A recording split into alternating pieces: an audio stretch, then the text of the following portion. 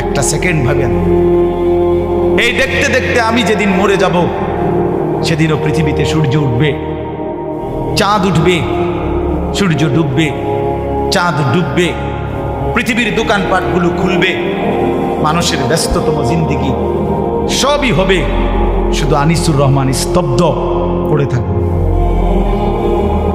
শুধু আনিসুর রহমানেরই হাত নড়বে না, পাও নড়বে না, চোখ নড়বে না, শুধু আমারই কোন স্পন্দন থাকবে না, আর বাকি পৃথিবী ঠিকই চলমান।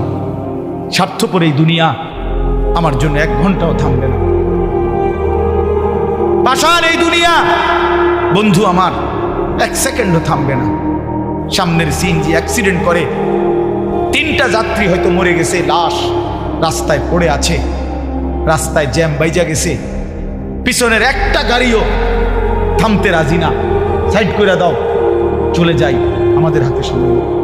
ওরে ভাই মরে গেছে তো, আরে মরে যাক বেটা, পুলিশ কই বেটা, রাস্তা ক্লিয়ার করতে কবে বেটা। এরই নাম দুনিয়া, ঠিক না? এরই নাম দুনিয়া ভাই।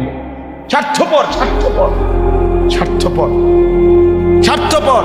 আপনারে যেদিন দুপুরবেলা আসরের নামাজের পরে আপনার ছেলে মেয়ে বউ বাচ্চা সারাদিন কাঁদছে, ওরা আসরের পরে আপনার জানাজা পড়ছে, দাফন করছে, এই মানুষগুলো যেগুলো কাঁদছে, এই দেখবেন রাত 9টা বাজে, ওই দিন ওরাও ভাত খাইতে আছে।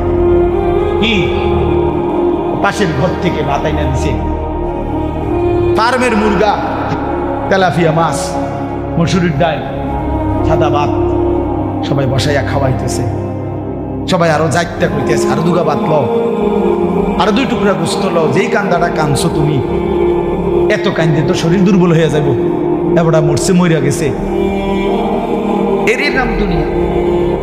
আমি তো কত সময় বলছি, কোন ব্যক্তি, যে ব্যক্তি ঘর সাজাইছে, ফার্নিচার সাজাইছে, পুরা ঘরে আসবাবপত্র দিয়া সাজাইয়া গেছে, খাট, পালং, সোফা, ফার্নিচার, ফ্রিজ, এসি, আলমারি, চায়ের কাপ, লবণের বাটি, কাচের প্লেট, আল্লাহর কসম ভাই 20 বছর পরে যদি কবর থেকে উঠা আইসা এই লোকটা নিজের ঘরে আইসা দেখবে তার সাজানো ফার্নিচার কিচ্ছু নাই, কিচ্ছু নাই।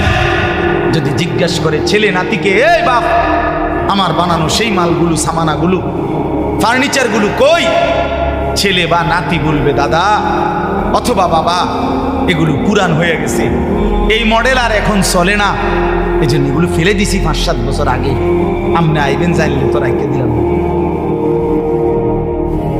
কি মিথ্যা বললাম?